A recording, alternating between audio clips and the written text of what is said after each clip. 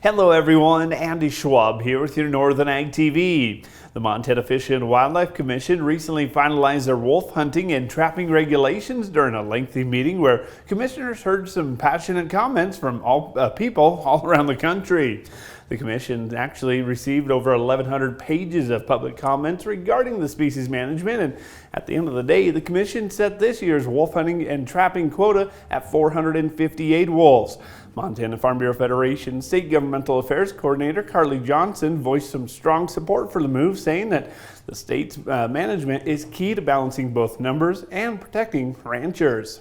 What's really important to our membership is, first of all, that we continue to have state management of the wolf, which they chose a responsible quota, and they can continue to do that. So we thank the Commission for all their efforts there, and a lot of really thoughtful discussion around what's biologically sound for wolves. And then also the other side of that is that we want to make sure that we're minimizing the impacts that wolves do have on the livestock industry. Now, overall financial impacts come close to nearly $23 million in annual costs of wolf predation, which also comes in the forms that are not just immediate death, since stress on livestock can cause financial losses as well. Well, we need to take a quick break, but when we come back, Karli is going to be talking about other predator management meetings they were part of last week, and we'll hear the grizzly bear part of that right after this. From the beginning, we've worked closely with farmers. BNSF's ties to the agricultural community go back 175 years. Together, we've innovated to make the U.S. agriculture supply chain one of the most efficient and productive in the world. Our strong relationship powers BNSF still today and helps us move the nation like no one else can. At BNSF, we move the nation for you. Montana Farm Bureau members joined state and national leaders during a meeting last week in Choteau regarding grizzly bear conflicts and the need for realistic, sustainable numbers of the federally protected species in the state.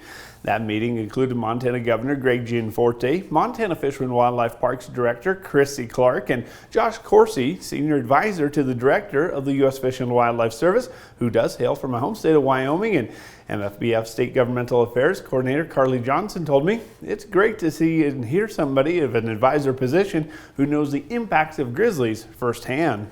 That was a meeting that we were able to leave with a lot of hope, and we don't often say that, meeting with U.S. Fish and Wildlife Service and talking about grizzly bears. Josh Coursey was able to share that it's of the highest priority for their administration to get state management of grizzly bears off the ground. So as someone who lives and ranches in grizzly bear country, we were really excited to hear that. In addition to that, she says that right now is the most important time for producers to be speaking their mind at the county levels, as grassroots engagement is a cornerstone of Farm Bureau's policy making process. We need your help to be able to make sure that our policy is as relevant as possible. So if you want a way to get involved, Montana Farm Bureau website has a list of all the county annual meetings, and they are all across the state, and you can find one near you and attend and voice your concerns and help solve problems with other farmers and ranchers. Now you can find all of those reports on our website, northernag.net. With your Northern Ag TV, I'm Andy Schwab. Have a great rest of your day.